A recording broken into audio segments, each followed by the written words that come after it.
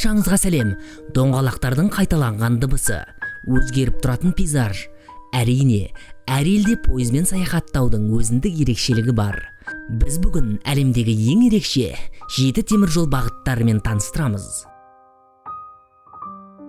Бишоп Оклендтен Уирхед ауылына дейінгі 29 шақырымдық Уирдейл теміржол желісінде уақыттың рухын сезінесіз.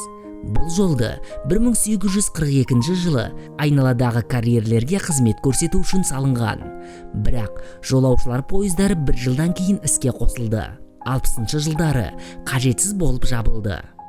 1993 жылы жергілікті энтузиасттар әлемдегі алғашқы теміржолдардың бірін қалпына келтіріп, саяхатшыларды сол жерге тасымалдауды мақсат етіп ашты. Сынақ 2009 жылдың аяғында желі бойымен жүрді. Ал 2010 жылдан бастап винтажды пойыз саяхатшыларды тасымалдап жүр.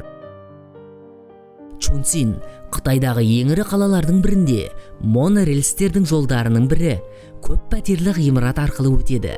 Пәтерлердің жақын қабырғалары туннельмен байланыста, ал бүйірлік және төменгі терезелерге дейінгі қашықтық 1 метрге жетпейді. Жергілікті баспасөзде үйдің жергілікті тұрғындары шу туралы шағымданбайды. Өйткені пойыздардың дыбысын арнайы жабдықпен басады. Және бұл тұрғындарды тек жұмыс істейтін ыдыс жуғыш машина ғана мазалайды дейді. Бірақ басқа ақпарат көздеріне сүйенсек, адамдар қатты шуға және бас ауруына шағымданады. Мұндай ерекше шешім ымыраласудың нәтижесі. Бастапқыда олар бұл жолды төсеу үшін ғимаратты толығымен бұзғысы келген.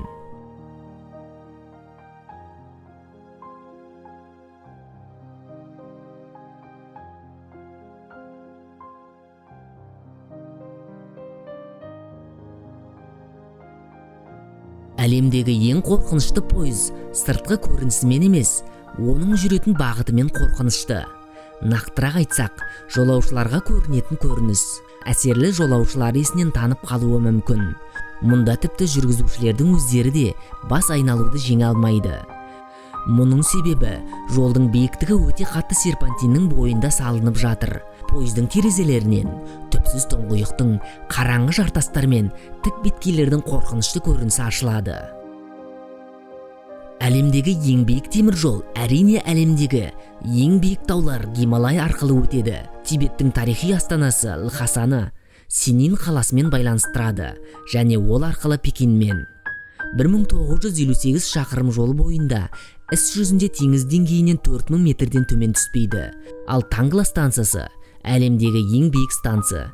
Ол 5068 метрге дейін көтеріледі. Тангла жол торабындағы басқа станциялар сияқты толығымен адам өмір сүрмейтін жер. Тек пойыздар торабы және туристердің бақылау палубасы ретінде орналасқан. Мұндай станцияларда ғимараттар немесе қызметкерлер жоқ. Оттегі жетіспеушілігімен күресу үшін пойыздардың барлық вагондары ауа өткізбейтін өзіндік ауа жүйесі бар. Ал билеттің құны жолаушыларға оттегі маскаларын ұсынуды қамтиды. Жол Швейцариядан Италияға жетеді және 4 сағатта алады. Дегенмен соңғы нүктелер арасындағы қашықтық 130 шақырымнан аспайды. Рейстер Бернина экспресс пойызымен солтүстіктен оңтүстікке Альпінің бойымен өтетін тар теміржол бойымен орындалады. Бір кездері оның құрылысы таудағы биік өзгерістерге байланысты өте қиын және қымбатқа түсті. Бағыт тек туннельдер мен көпірлерден тұрады. Осы сапар барысында сіз Бернина тауы, Мортерач мұздығы, Лейнайр және Лаго Бианко көлдерін, сондай-ақ сүйкімді тау ауылдарын көресіз. Сонымен қатар контраст өте әсерлі. Жақында қарлы таулардан өтіп жатқан сияқты едіңіз, ал қазір сіз Тиранадасыз. Алдыңызда жасыл алқап және пальма ағаштары. Бұл әлемдегі ең танымал еуропалық бағыттардың бірі. Ла-Манш бұғазының астындағы туннель арқылы өтетін 51 километр жолды қамтиды.